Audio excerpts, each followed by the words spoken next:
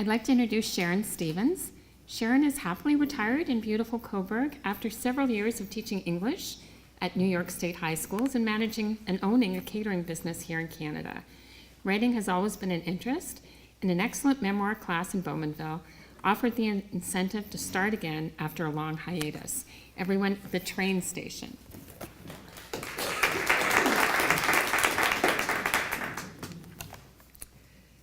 I have collected stones in my travels, whether the destination is down the street, leaf-littered paths in the woods, or somewhere at the end of a plane ride.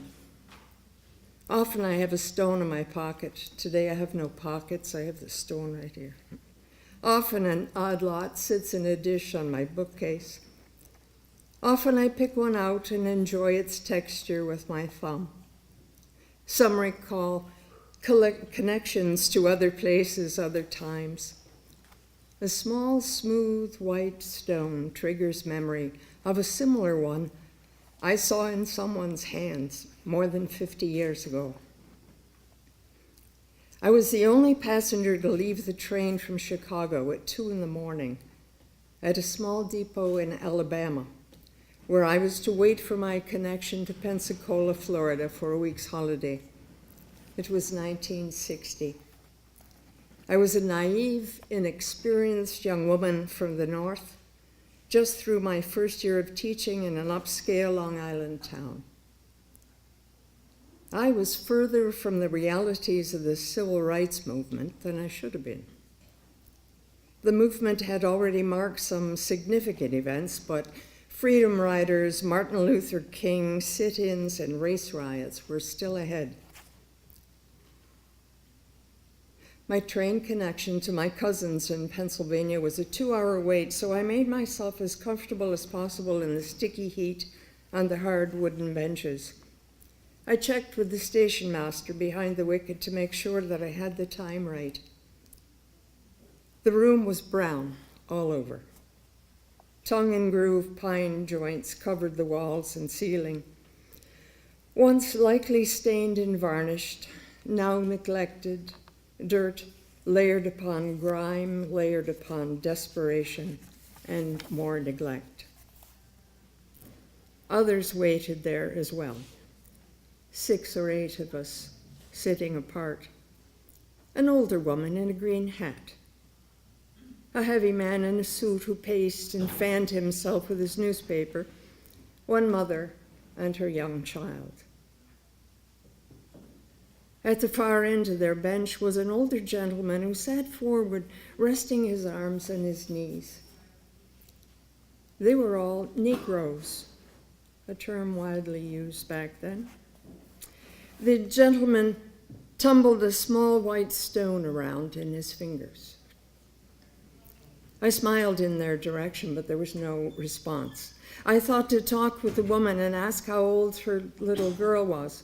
6. I got a one-word answer and was not encouraged to intrude more. A large face wall clock ticked steadily in the quiet. No one spoke.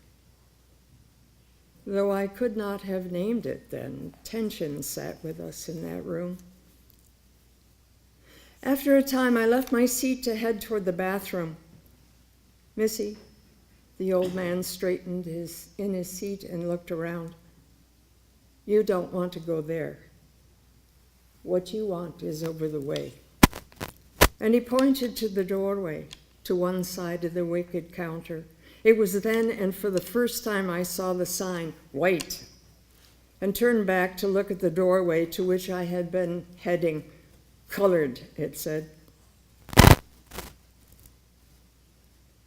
Similar signs were posted at the drinking fountain, and as I left the washroom, I saw another sign which let me know I had been sitting on the wrong side of the room.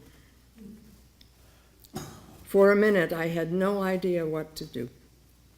Pick up the case and walk over to the white bench?